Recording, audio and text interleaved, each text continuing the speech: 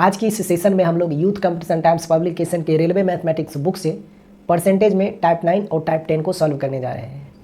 आज की इस सेशन में हम लोग परसेंटेज को कंप्लीट कर लेंगे और फिर जो नेक्स्ट हमारा टॉपिक रहेगा वो प्रॉफिट एंड लॉस रहेगा, यानी नेक्स्ट सेशन से आपको प्रॉफिट एंड लॉस की वीडियो देखने को मिलेगी। तो चलिए सेशन को शुरू करते हैं। आज की इस सेशन में हम लोग परसेंटेज को कंप्लीट करने वाले हैं। तो सबसे पहले हम लोग टाइप 9 को सॉल्व करेंगे और उसके बाद हम लोग आगे टाइप 10 की ओर बढ़ेंगे। देखिए टाइप 9 में जितने भी सवाल दिए गए हैं उसमें से 100% सवाल जो है, यानी टाइप 9 में जितने भी सवाल हैं वो सब के सब सक्सेसिव मेथड के कंसेप्ट पे बेस्ड है। और सक्सेसिव मेथड क्या होता है, सक्सेसिव मेथड पे कैसे कैसे सवाल पूछे जा सकते हैं, इन सारे चीज़ों के बारे में हम लोगों ने पीछे पढ़ रखा है अच्छे से। अगर आपको नहीं पता है सक्सेसिव मेथड क्या होता है तो आप पीछे जाइए, वहाँ पर मैंने डिटेल में बताया है आपको कि सक्सेसिव मेथड पर किस तरह के सवाल पूछे जा सकते हैं। तो टाइप 9 में जितने भी सवाल दिए गए हैं वो सब के सब सक्सेसिव मेथड के कंसेप्ट में ही बेस्ड है। लेकिन कुछ सर्टेन टाइप के सवाल होते हैं जिसे आप पढ़ोगे तो पता चल जाएगा कि डायरेक्ट हमें इस सवाल में सक्सेसिव मेथड अप्लाई करना है। लेकिन कुछ ऐसे भी सवाल होते हैं जहाँ पे हमें सवाल को पढ़कर समझना पड़ता है कि इस सवाल में सक्सेसिव मेथड अप्लाई होगा कि नहीं होगा। लेकिन कुछ ऐसे सवाल होते हैं सर्टेन टाइप के जहाँ पे सवाल को आप देखोगे और देखने मात्र से आपको ये पता चल जाएगा कि इस सवाल में सक्सेसिव मेथड अप्लाई होगा ही होगा और चुटकियों में आप सवाल को सॉल्व कर पाते हो। तो जो टाइप 9 में दिया गया है सवाल वो सब के सब इसी सक्सेसिव मेथड के कंसेप्ट पे बेस्ड है।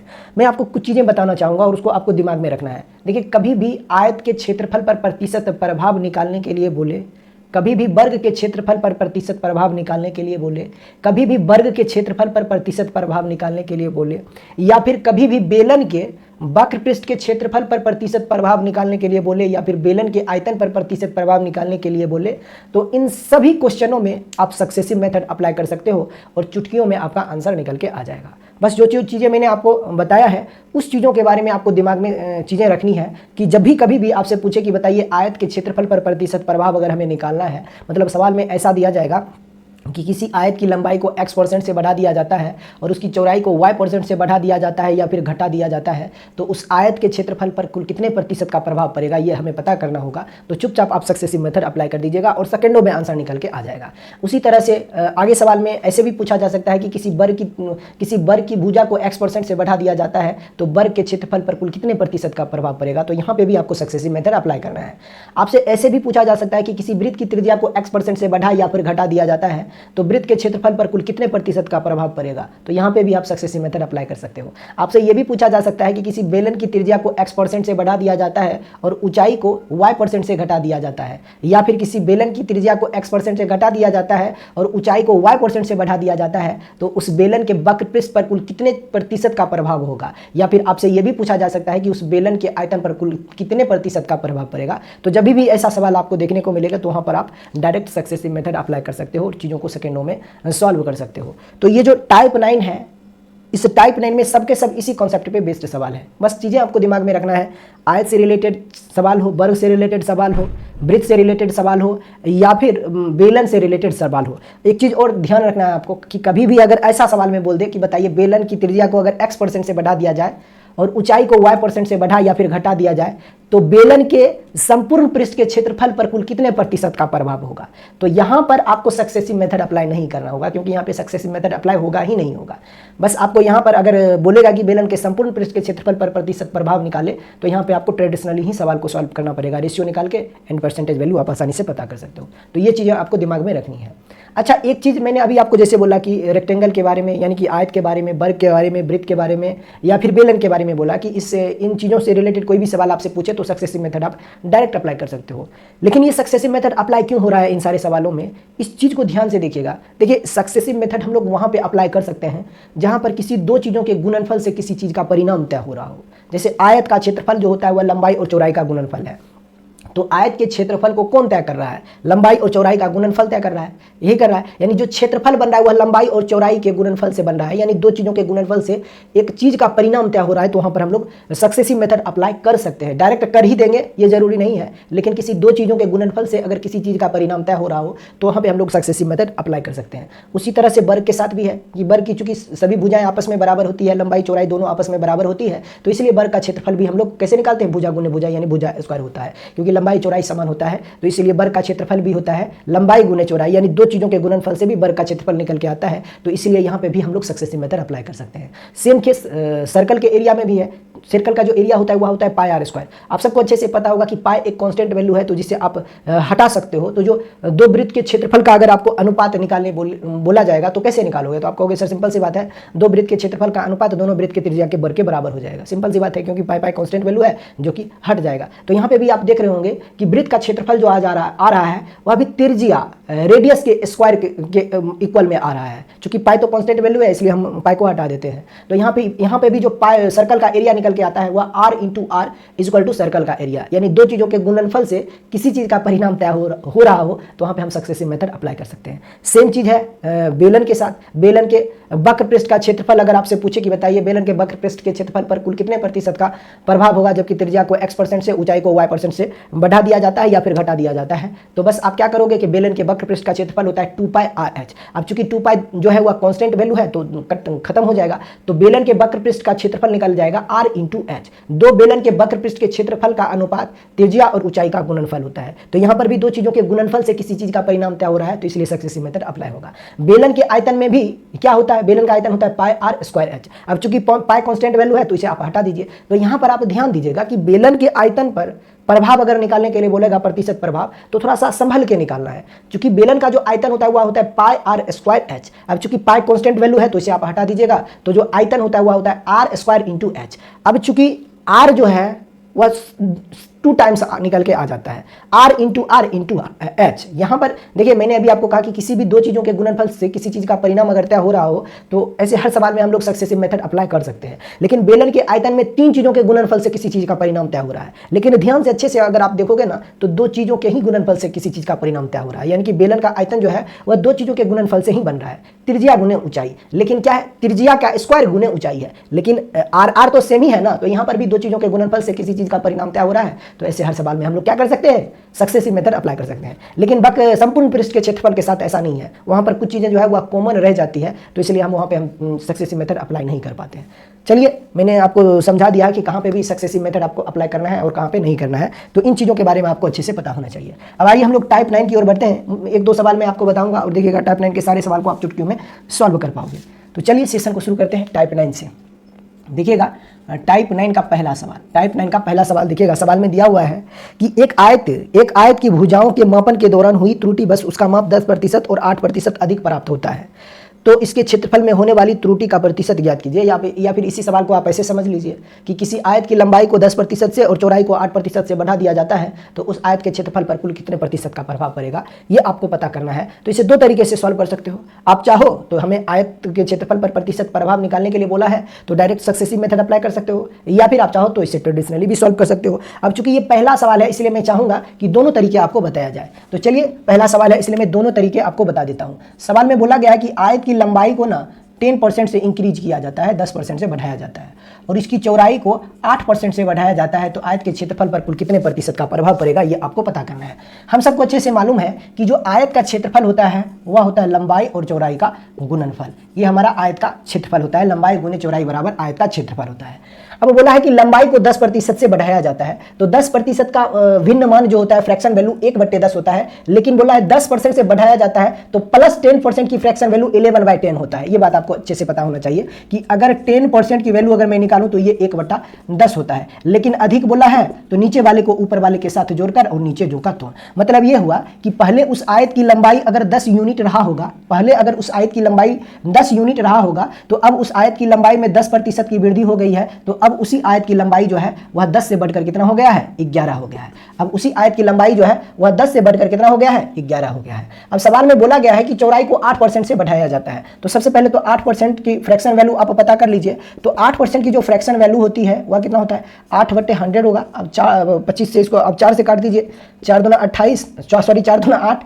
और 4 से ये 25 बार में कट जाएगा। तो यहाँ आप देख पा रहे होंगे कि 8% की फ्रैक्शन वैल्यू 2/25 आ रहा है। इसका मतलब ये हुआ कि किसी आयत की चौड़ाई पहले 25 यूनिट रहा होगा, किसी आयत की चौड़ाई पहले 25 यूनिट का रहा होगा, लेकिन अब उस आयत की चौड़ाई में जब 8% की वृद्धि हो गई है तो अब उसी आयत की चौड़ाई जो है वह कितना हो जाएगा, 27 यूनिट हो गया। अब उसी आयत की चौड़ाई जो है वह 27 यूनिट हो गया है। तो अब यही आपको पता करना है कि आयत के क्षेत्रफल पर कुल कितने प्रतिशत का प्रभाव पड़ेगा, ये अपने को पता करना है। तो सबसे पहले दोनों का एरिया आप निकाल दीजिए दोनों तरफ से, यानी कि जब लंबाई 10 यूनिट रहा होगा और चौड़ाई 25 यूनिट रहा होगा तब आयत का क्षेत्रफल क्या होगा। अब जब लंबाई को 11 हो गया है और चौड़ाई 27 हो गया है तब आयत का क्षेत्रफल कितना होगा, और फिर जाके वहां से आप परसेंटेज वैल्यू कैलकुलेट कर सकते हो कंपेयर करके।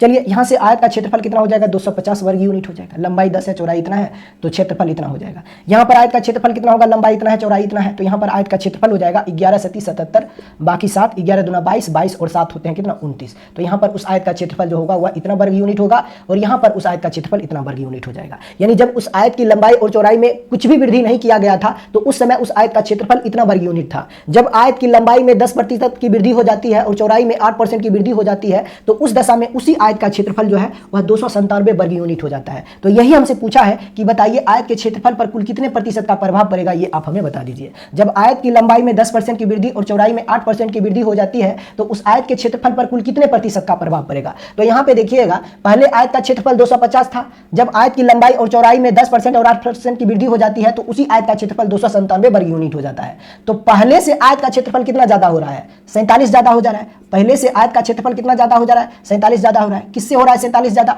तो 250 वर्ग यूनिट से। अगर 250 पर 47 ज्यादा हो रहा है तो 100 पर कितना होगा ये हमें पता करना है। इसी की परसेंटेज वैल्यू आप निकाल दीजिए। एक जीरो से यहाँ पर भी, एक जीरो से यहाँ पे खत्म हो जाएगा। ये होता है 55 25 और 5 दूना 10 होता है। 5 से आप इसे काट दीजिए, 9 5 45 होता है और 5 चौका कितना हो जाएगा, डेसिमल तो लगेगा और 5 चौका हो जाएगा 20। 94 दूना कितना हो जाएगा, 94 दूना 188 होता है और एक अंक के बाद आप डेसिमल लगा दीजिएगा राइट हैंड साइड से, तो ये हो जाएगा 18.8%। यानी उस आयत के क्षेत्रफल में कुल इतने प्रतिशत की वृद्धि होगी, या फिर आप ऐसे बोल सकते हो कि उस आयत के क्षेत्रफल में कुल इतने प्रतिशत का प्रभाव पड़ेगा। और यही आपका उत्तर है। क्या आपको यहाँ दिखाई दे रहा है क्या, मैंने प्रयास किया है, मुझे तो नहीं पता चल रहा है कि आपको दिखाई दे रहा है या नहीं दे रहा है, बट फिर भी आप समझ गए होंगे, आसान सवाल ही है कि किसी आयत की लंबाई को अगर आप 10% से बढ़ा देते हो और चौड़ाई को 8% से बढ़ा देते हो, इंक्रीज कर देते हो, तो उस आयत के क्षेत्रफल में कुल 18.8% की वृद्धि हो जाती है। और ध्यान रहे कि ये मैंने आपको ट्रेडिशनल तरीका बताया कि इस तरीके से बेसिक से आप सवाल को सॉल्व कर सकते हो, है ना। लेकिन इतना करने की कोई ज़रूरत नहीं है, बस आपको समझ में आना चाहिए कि किसी भी चीज़ों को आप ट्रेडिशनली कैसे सॉल्व कर सकते हो बेसिक से। अब इसी सवाल को देखिए हम कैसे सॉल्व कर सकते हैं चुटकियों में, वो देखिए। मैंने बोला आपको कि आयत के क्षेत्रफल पर प्रतिशत प्रभाव निकालने के लिए बोले, वर्ग के क्षेत्रफल पर प्रतिशत प्रभाव बोले, वृत्त के क्षेत्रफल पर प्रतिशत प्रभाव बोले, बेलन के वक्र पृष्ठ के क्षेत्रफल पर प्रतिशत प्रभाव बोले, या बेलन के आयतन पर प्रतिशत प्रभाव निकालने के लिए बोले, तो ऐसे हर सवाल में हम लोग सक्सेसिव मेथड अप्लाई कर सकते हैं, है ना। बस ये चीज़ आपको दिमाग में रखना है कि कौन कौन सा सक्सेसिव मेथड आपको अप्लाई करना है ना, ये चीज़ आपको दिमाग में रखना है। अब यहाँ पे आप इसको ऐसे समझिए कि किसी आयत की लंबाई को x% से बढ़ाया जाता है, किसी आयत की लंबाई को x% से बढ़ाया जाता है और उसकी चौड़ाई को y% से बढ़ाया जाता है, तो उस आयत के क्षेत्रफल पर कुल कितने प्रतिशत का प्रभाव पड़ेगा। यदि किसी आयत की लंबाई को x% से और चौड़ाई को y% से बढ़ाया जाता है तो उस आयत की लंबाई, उस आयत के क्षेत्रफल में कुल मिलाकर कितने प्रतिशत का प्रभाव पड़ेगा, x + y plus x into y divided by 100% का। यानी यदि किसी आयत की लंबाई को इतना प्रतिशत से बढ़ा दोगे और चौड़ाई को इतना प्रतिशत से बढ़ा दोगे तो उस आयत का क्षेत्रफल जो होगा वह इतना प्रतिशत से बढ़ जाएगा और यही तुम्हारा उत्तर हो जाएगा। अब यहाँ पे सारे टर्म जो है वह पॉजिटिव इसलिए है क्योंकि यहाँ पर दोनों जगह पर इंक्रीज किया जा रहा है परसेंटेज वैल्यू को, पहले 10% से और फिर 8% से। लंबाई को इतना % से बढ़ाया जाता है और चौड़ाई को इतना % से बढ़ाया जाता है तो उस आयत के क्षेत्रफल में कुल इतने प्रतिशत की वृद्धि हो जाएगी। अब अपने पास x की वैल्यू है कितना, लंबाई को 10% से बढ़ाया जा रहा है और चौड़ाई को 8% से बढ़ाया जा रहा है, तो x की जगह पर 10 पुट कर दीजिए, y की जगह पर आप 8 पुट करके आंसर निकाल सकते हो। तो यहाँ पे आप 10 पुट कर दीजिए, y की जगह पर 8 पुट कर दीजिए और ये 10 8 80 होगा और 80 को आप 100 से डिवाइड करोगे तो ये हो जाएगा कितना, 80 को देखिए 80 को जब आप 100 से डिवाइड करोगे तो जब इसको 100 से डिवाइड करोगे ना तो डेसिमल यहाँ पे निकल के आ जाएगा, तो ये हमारा हो जाएगा 0.8, यही हो जाएगा ना, यानी इतना %। आप इसको बोल सकते हो फाइनल वैल्यू जो होगा वो हमारा कितना होगा 10 + 8 18 प्लस 0.8, यानी कि उस आयत के क्षेत्रफल में कुल इतने प्रतिशत की वृद्धि होगी और यही तुम्हारा उत्तर है। तो इस तरीके से हम लोग सक्सेसिव मेथड अप्लाई करते हैं और मुझे पता है ये सब छोटे छोटे बेसिक से सवाल है परसेंटेज का, तो ये सारे तरीके आपको पहले से पता भी होगा, है ना। अच्छा, ये क्वेश्चन नंबर 221 था, हमने यहाँ पर 1 लिख दिया था, चूंकि ये टाइप 9 का पहला सवाल था तो इसलिए क्वेश्चन नंबर 1 मैंने लिख दिया था। आगे बढ़ते हैं क्वेश्चन नंबर 222 की ओर। अब मुझे लगता है टाइप 9 के हर एक सवाल को आप खुद ही सॉल्व कर सकते हो, बट फिर भी 1-2 सवाल मैं करके बता देता हूँ। कहा एक वर्ग की प्रत्येक भुजा में 50% की वृद्धि की जाती है तो उसके क्षेत्रफल में कितने प्रतिशत का परिवर्तन होगा। अगर किसी वर्ग की प्रत्येक भुजा में 50% की वृद्धि होती है तो उसके क्षेत्रफल में कितने प्रतिशत का प्रभाव होगा। अब आप सबको अच्छे से पता होगा, चूंकि वर्ग के सभी भुजाएं जो होती है वह आपस में बराबर होती है, यानी ये अगर हमारा लंबाई है तो ये हमारा चौड़ाई होगा, लेकिन चूंकि वर्ग में लंबाई और चौड़ाई दोनों जो होता है वह आपस में बराबर ही होता है। इसीलिए कहा जाता है कि अगर वर्ग की एक भुजा x है तो सभी भुजाएं जो होगी वह x ही होगा, क्योंकि वर्ग की सभी भुजाएं आपस में बराबर होती है। तो अगर कहीं पर बोल दिया जाए कि वर्ग की प्रत्येक भुजा को x% से बढ़ा दिया जाता है, इसका मतलब ये हुआ कि लंबाई को भी x% से बढ़ा रहे हो और चौड़ाई को भी आप x% से बढ़ा रहे हो। तो यहाँ पे अपने सवाल में बोला गया है कि लंबाई को कितना से बढ़ाया जा रहा है, सॉरी वर्ग के प्रत्येक भुजा को 50% से बढ़ाया जाता है। मतलब आप इसको ऐसे समझ सकते हो कि वर्ग की लंबाई को वर्ग के लंबाई को 50% से बढ़ाया जाता है और चौड़ाई को भी 50% से बढ़ाया जाता है। चूंकि ये वर्ग है तो वर्ग में प्रत्येक भुजाएं आपस में बराबर होती है, यानी कि लंबाई और चौड़ाई दोनों आपस में बराबर होती है। तो वर्ग के क्षेत्रफल में कुल कितने प्रतिशत की वृद्धि होगी या वर्ग के क्षेत्रफल पर कुल कितने प्रतिशत का प्रभाव पड़ेगा, ये हमें पता करना है। तो फिर से आपको सक्सेसिव मेथड अप्लाई करना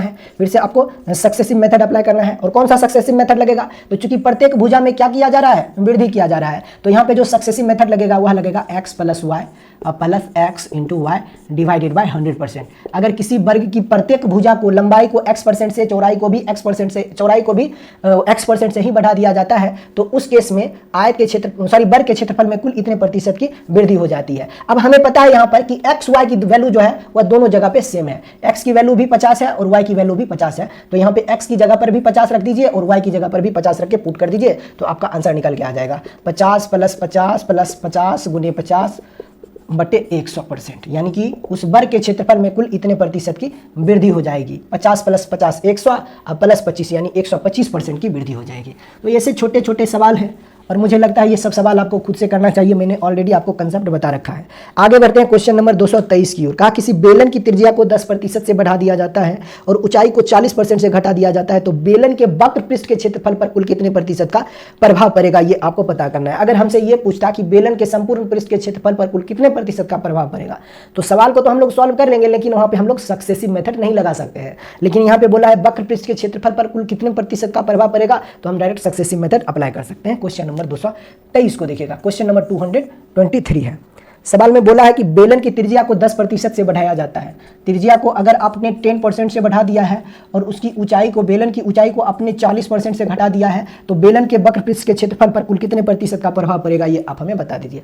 आप इसको ऐसे समझ सकते हो कि बेलन की त्रिज्या को आपने x% से बढ़ा दिया है और ऊंचाई को आपने y% से घटा दिया है तो उस बेलन के वक्र पृष्ठ के क्षेत्रफल पर कुल कितने प्रतिशत का प्रभाव पड़ेगा, तो जो प्रतिशत प्रभाव पड़ेगा वह होगा x minus y minus x into y divided by 100%, यानी कि उस बेलन के वक्र पृष्ठ के क्षेत्रफल पर कुल इतने प्रतिशत का प्रभाव पड़ेगा। यदि किसी बेलन की त्रिज्या को आप x% से बढ़ा देते हो और उसकी ऊंचाई को आप y% से घटा देते हो तो उस बेलन के वक्र पृष्ठ के क्षेत्रफल पर कुल इतने प्रतिशत का प्रभाव पड़ेगा। बस यहाँ पे आप x की जगह पर 10 रख दीजिए और y की जगह पर आप 40 रख के आप वैल्यू को सॉल्व कर दीजिए। बस ध्यान रखना है आपको, क्योंकि त्रिज्या को बढ़ाया जा रहा है और ऊंचाई को घटाया जा रहा है, इसलिए हमने यहाँ पे नेगेटिव साइन लगाया है। और देखिए दोनों में से कोई भी वैल्यू अगर एक निगेटिव है, इन दोनों में से कोई भी एक वैल्यू अगर नेगेटिव है तो दोनों संख्याओं के गुणनफल से पहले माइनस का साइन लगेगा, ये बात आपको ध्यान में रखना है। अब जस्ट वैल्यू को पुट कर दीजिए, x की वैल्यू आप 10 रख दीजिए यहाँ पे 10, y की वैल्यू आप 40 रख दीजिए, आइए हो जाएगा कितना माइनस 10 इंटू 40, कोई दिक्कत नहीं है, डिवाइडेड बाय 100%, ठीक है। 2 जीरो ऊपर से 2 जीरो नीचे से, तो ये हो जाएगा माइनस के 30 और माइनस के 4, यानी उस बेलन के वक्र पृष्ठ के क्षेत्रफल में कुल कितने प्रतिशत की कमी होगी, तो 34% की कमी होगी। उस बेलन के वक्र पृष्ठ के क्षेत्रफल में कुल 34% की कमी होगी और यही सवाल का उत्तर होगा। यहाँ पे हमने माइनस का साइन नहीं लगाया क्योंकि हमने कमी लिख दिया है, तो कमी जो होता है वही माइनस के साइन को रिप्रेजेंट करता है। तो चलिए आगे बढ़ते हैं, आप चाहो तो इसे ट्रेडिशनली भी सॉल्व कर सकते हो, कोई दिक्कत नहीं है। आगे बढ़ते हैं 224 की ओर। कहा किसी वर्ग की आसन्न भुजाओं की लंबाई में क्रमशः 35% और 25% की वृद्धि की जाती है तो परिणाम स्वरूप आयत के क्षेत्रफल वर्ग के क्षेत्रफल से कितना अधिक होगा। देखिए इसको ना, इस सवाल को पढ़ के आपको घबराना नहीं है, आप ऐसे मान के चलिए कि ना आयत के जगह पे वर्ग है, चूंकि वर्ग के जगह पे आयत है, सवाल में बोला गया है वर्ग। अब हम सबको अच्छे से मालूम है कि वर्ग की तो सभी भुजाएं आपस में बराबर होती है, है ना। तो लंबाई को आप 35% से बढ़ा दीजिएगा और चौड़ाई को आप 25% से बढ़ा दीजिएगा, ऐसा हो सकता है क्या? नहीं। तो आप आयत ही मान के इस सवाल को सॉल्व कर दीजिए। और वैसे भी देखिए वर्ग और आयत में बहुत सारी चीज़ें सिमिलर होती हैं और कुछ ही चीज़ें होती हैं जो डिफरेंसेस क्यों आयत और वर्ग बनाने के लिए डिफरेंस को क्रिएट करती है। तो आयत को हम कभी कभार वर्ग भी बोल सकते हैं, इसमें कोई इशू नहीं है, क्योंकि आयत का डेफिनेशन क्या है कि आमने सामने की भुजाएं आपस में बराबर होती है। उसी तरह से वर्ग का भी डिफिनेशन है कि आमने सामने की भुजाएं आपस में बराबर होती है। बस चूंकि वर्ग की सभी भुजाएं आपस में बराबर होती है इसलिए वर्ग का क्षेत्रफल भुजा का स्क्वायर होता है। लेकिन क्यों होता है? क्यों होता है? a इंटू ए होता है भुजा का स्क्वायर, क्योंकि लंबाई चौड़ाई दोनों आपस में समान है। अब आयत के सभी भुजाएं आपस में समान नहीं होते हैं, बस आमने सामने की भुजाएं आपस में समान होती है, तो इसलिए आयत का क्षेत्रफल लंबाई गुने चौड़ाई होता है। तो ज़्यादा इसमें कुछ बहुत बड़ा डिफरेंस नहीं है, हाँ लेकिन डिफरेंस है, दोनों के एरिया में डिफरेंसेस है, बहुत सारी चीज़ें जो है वह डिफरेंस है। लेकिन आप कभी कभार आयत को वर्ग भी बोल सकते हो, अगर जिसको थोड़ा बहुत भी मैथमेटिक्स का नॉलेज है तो आप वो समझ जाएगा कि हम हाँ वर्ग बोला जा सकता है। ठीक है, अब कहा है कि वर्ग की दो आसन्न भुजा की लंबाई में क्रमशः 35% और 25% की वृद्धि की जाती है। तो आप आयत मान के सवाल को सॉल्व कर दीजिए कि किसी आयत की लंबाई को पहले 35% से बढ़ाया जाता है। क्वेश्चन नंबर 224 है, क्वेश्चन नंबर 224 है। किसी आयत की लंबाई को पहले 35% से बढ़ाया जाता है और उसकी चौड़ाई को 25% से बढ़ा देता है, उसकी चौड़ाई को 25% से बढ़ा देता है, तो उस आयत के क्षेत्रफल पर कुल कितने प्रतिशत का प्रभाव पड़ेगा? अगर ये हमें पता करना है तो बस वैल्यू पुट कर दीजिए, सक्सेसिव मेथड अप्लाई कर दीजिए। तो सक्सेसिव मेथड हो जाएगा x plus x into y divided by 100%, क्योंकि लंबाई में भी वृद्धि हो रही है और चौड़ाई में भी वृद्धि हो रही है, तो इसलिए उस आयत के क्षेत्रफल में कुल इतने प्रतिशत की वृद्धि हो जाएगी। x की वैल्यू 35 पुट कर दीजिए, y की वैल्यू 25 पुट करके आप सवालों को सॉल्व कर दीजिए, उत्तर आ जाएगा ऑप्शन नंबर ए। इसमें कोई बड़ी बात नहीं है। आगे बढ़ते हैं क्वेश्चन नंबर 225 की ओर। मुझे लगता है ये सारे सवाल आपको खुद से सॉल्व करना चाहिए। कहा किसी आयताकार भूखंड है जिसकी लंबाई को और चौड़ाई को क्रमशः 10% और 8% से बढ़ा दिया जाता है, तो क्षेत्रफल में वृद्धि या कमी क्या होगा ये आपको पता करना है। तो देखिए सिंपल सी बात है, अगर किसी आयत की लंबाई को भी आपने बढ़ा दिया और चौड़ाई को भी आपने कुछ % से बढ़ा दिया है, तो बताइए कभी भी आयत के क्षेत्रफल में कमी होगा क्या? नहीं होगा, जो भी होगा वह वृद्धि ही होगा। और 10 और 8 का जो सक्सेसिव होता है वह 18.8% का होता है, जैसे कि हमने क्वेश्चन नंबर 221 को सॉल्व किया था। तो उसी तरह से क्वेश्चन नंबर 225 का भी आंसर हो जाएगा ऑप्शन नंबर डी, क्योंकि वृद्धि होगा और कितने का होगा? 18.8% का होगा। सक्सेसिव मेथड अप्लाई कर दीजिए। क्वेश्चन नंबर 226 में देखिएगा, सवाल में कहा किसी वृत्त की त्रिज्या में 35% की कमी होती है, तो उसके क्षेत्रफल में कितने प्रतिशत की कमी होगी आपको पता करना है। जैसे देखिए क्वेश्चन नंबर 226, तो यहाँ पे वृत्त के बारे में बोला जा रहा है कि वृत्त की त्रिज्या में 35% की कमी होती है, वृत्त की त्रिज्या में 35% की कमी होती है। अभी मैंने आपको कहा कि अगर आपको दो वृत्त के क्षेत्रफल का अनुपात अगर आपको निकालना है तो कैसे निकालोगे। जैसे यहाँ पर मैंने एक सर्कल, बड़ा सर्कल ले लिया और यहाँ पर मैंने एक छोटा सा सर्कल ले लिया। अब मुझे बताइए कि इन दोनों सर्कल के एरिया का रेशियो अगर हमें पता करना है तो कैसे निकालेंगे। तो सबसे पहले तो रेडियस, मान लीजिए इसका रेडियस कैपिटल आर है और इसका जो रेडियस है वह स्मॉल आर है, तो दोनों के एरिया का रेशियो क्या होगा। तो आप कहोगे सर सिंपल सी बात है, इसका एरिया होता है, किसी भी सर्कल का एरिया होता है पाई आर स्क्वायर, तो यहाँ पे कैपिटल आर है तो इसका एरिया इतना हो जाएगा। सिमिलरली इसका एरिया भी हो जाएगा पाई आर स्क्वायर, तो चूंकि इसका रेडियस जो है वह स्मॉल आर है तो इसका एरिया हो जाएगा पाई आर स्क्वायर। यही होगा दोनों वृत्त के क्षेत्रफल का अनुपात। अब देखिए दोनों में कांस्टेंट वैल्यू पाई है तो पाई से पाई खत्म हो जाएगा, तो इसीलिए इस दोनों वृत्त के क्षेत्रफल का अनुपात जो होगा वह त्रिज्या के वर्ग के बराबर होगा। तो इसीलिए कहा जाता है कि दो वृत्त के क्षेत्रफल का अगर आपको अनुपात निकालना है तो दो वृत्त के क्षेत्रफल का अनुपात जो होता है वह त्रिज्या के वर्ग के बराबर होता है। ये चीजें मैंने आपको कई बार बताया है कि नहीं है।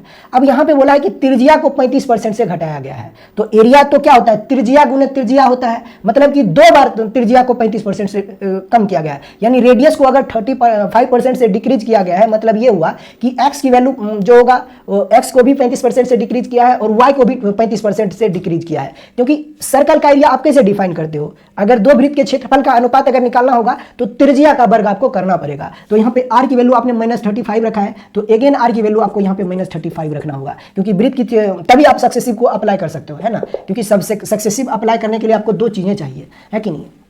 अब यहाँ पे मान लीजिए कि वृत्त की त्रिज्या को आपने x% से घटा दिया है और यहाँ पर भी y% से घटा दिया है, दोनों वैल्यू सेम ही है। देखिए यहाँ पर मैंने दो चीज़ें इसलिए बार बार मैं आपको समझाने का प्रयास कर रहा हूँ कि यहाँ पर मैंने दो बार r की वैल्यू इसलिए लिख रखा है क्योंकि अपने को पता है कि जो सर्कल का एरिया होता है, दो वृत्त के क्षेत्रफल का अनुपात जो होता है वह त्रिज्या के वर्ग के बराबर होता है। जैसे आयत का क्षेत्रफल हम लोग निकालते हैं, वृत्त का वर्ग का क्षेत्रफल निकालते हैं, तो वर्ग में भी तो वही केस होता है कि वर्ग का क्षेत्रफल जो होता है, अगर मान लीजिए कि अगर किसी वर्ग के प्रत्येक भुजा को आपने x% x% से बढ़ा दिया है। तो इसका मतलब ये हुआ कि लंबाई को भी आपने x% से बढ़ा दिया है और चौड़ाई को भी आपने x% से ही बढ़ा दिया है। इसका मतलब यही हुआ। अब चूंकि वर्ग की सभी भुजाएं आपस में बराबर होती है, इसलिए डायरेक्ट बोला जाता है कि वर्ग की प्रत्येक भुजा को x% से बढ़ाया जाता है। लेकिन इसका मूल तत्व यह है कि लंबाई को भी x% से बढ़ाया जाता है और चौड़ाई को भी x% से बढ़ाया जाता है। अब जैसे ही वर्ग में इस तरह की डिफिनेशन आप क्रिएट करते हो, तभी आप सक्सेसिव अप्लाई कर सकते हो। या फिर अगर आपको पता है कि अगर वर्ग की प्रत्येक भुजा को x% से आप बढ़ा रहे हो, तो अपने को पता है कि लंबाई चौड़ाई दोनों समान ही होता है, तो लंबाई को भी x% से बढ़ाया जा रहा है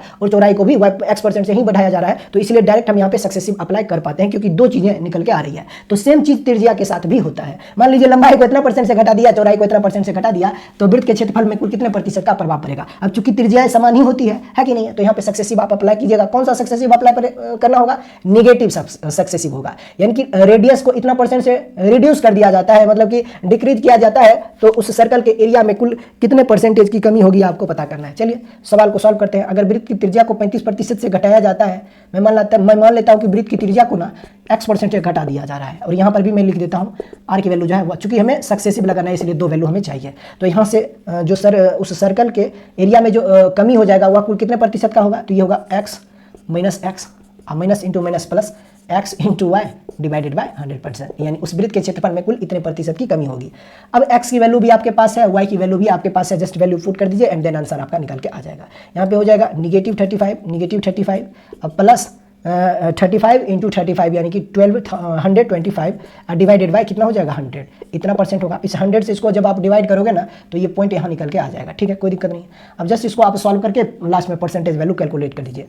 35 70 होता है, 70 में अगर आप -70 में -70 में अगर आप प्लस का 12.25 ऐड करोगे, तो आपका जो फाइनल आंसर निकल के आ जाएगा वह आ जाएगा 57.75%।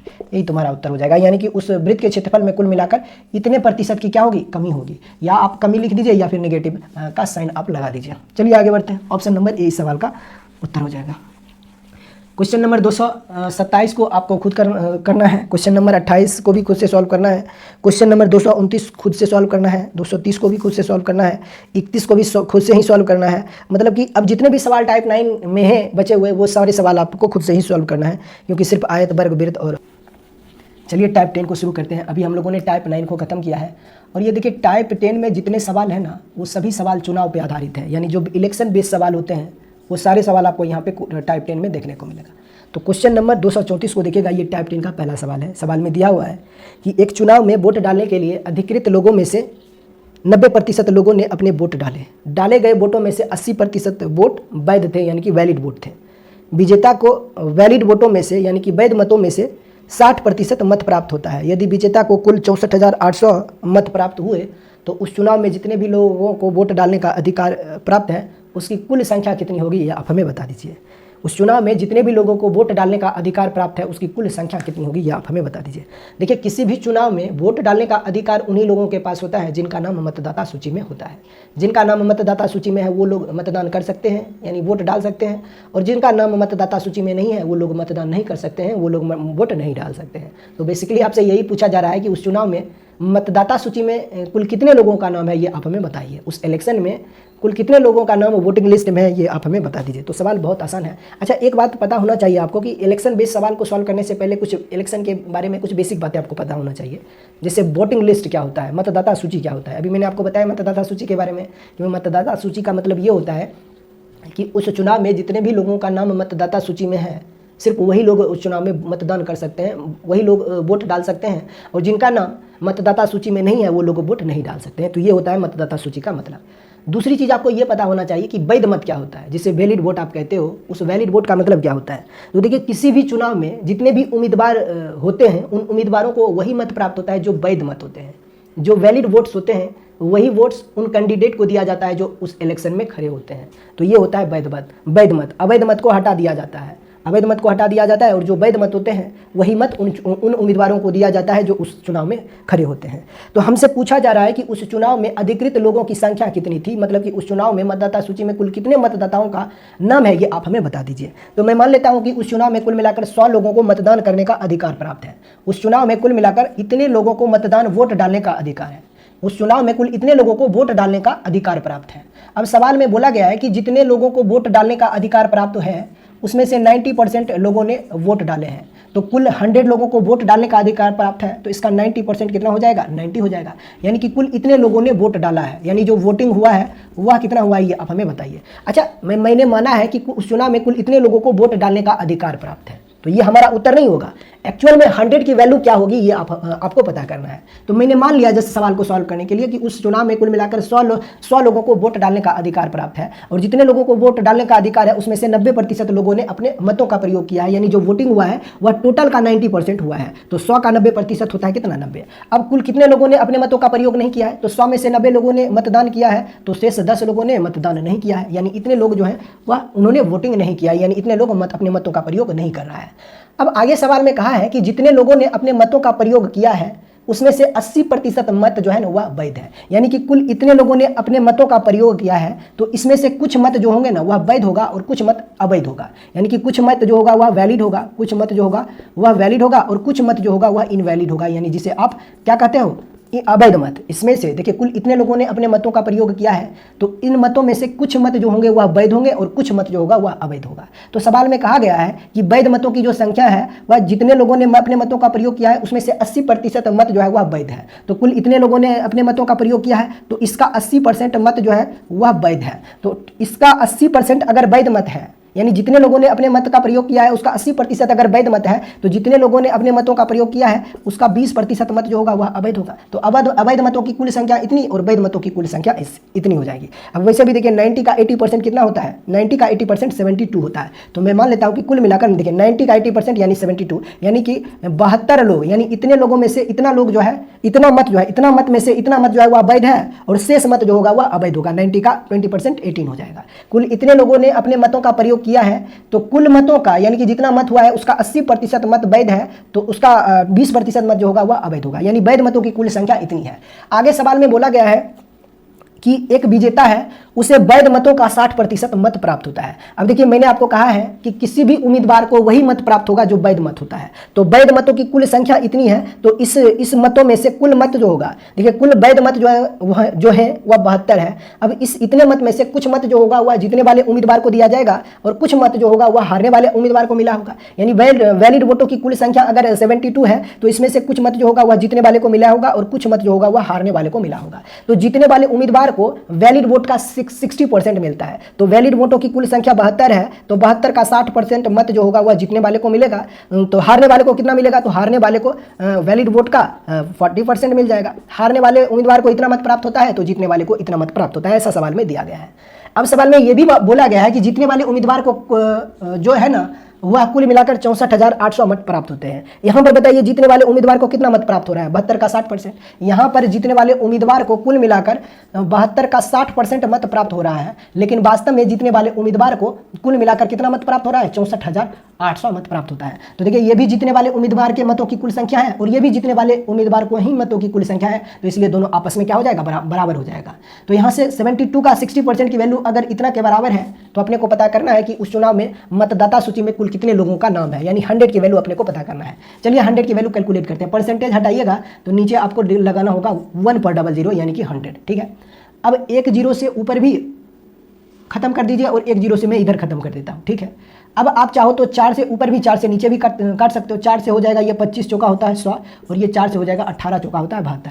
अब 18 से आप चाहो तो इसको काट दीजिए, 18 से इसको अगर काटते हो तो ये 6480 है। देखिए बराबर मैं इधर कर देता हूँ, थोड़ा सा उधर हो सकता है आपको नहीं दिख रहा होगा। ये हो जाएगा 64,800 था, एक जीरो से एक जीरो हमने खत्म किया है। अब इस 18 से अगर आप 6480 को काटते हो तो कितने बार में कटेगा, देखिए 18 तिया होता है कितना, 54।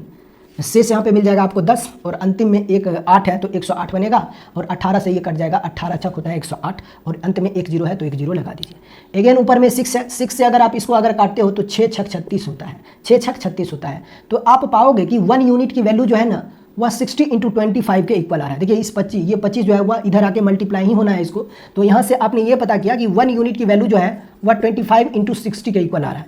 अगर 1 यूनिट की वैल्यू इतना के बराबर है तो 100 यूनिट की वैल्यू कितना होगा ये हमें पता करना है। या फिर 1% की वैल्यू अगर इतना है तो 100% की वैल्यू क्या होगा। अगर 1 यूनिट की वैल्यू इतना के बराबर है तो 100 की वैल्यू अपने को पता करना है। तो बस इसमें क्या करना है, 25 × 60 × 100। अच्छा देखिए 25 छक होता है कितना, 150 होता है। 150 पर एक जीरो लगाओगे तो ये हो जाएगा कितना, 1500 हो जाएगा। यानी 25 गुने 60 की वैल्यू इतना होगा। 1 यूनिट की वैल्यू अगर 1500 है तो 100 यूनिट की वैल्यू कितना होगा, बस इस 1500 पे डबल जीरो अप और लगा दीजिए। तो इसका मतलब ये हुआ कि उस चुनाव में मतदाता सूची में कुल मिलाकर कितने लोगों का नाम है, कुल मिलाकर 1,50,000 लोगों का नाम है उस चुनाव में।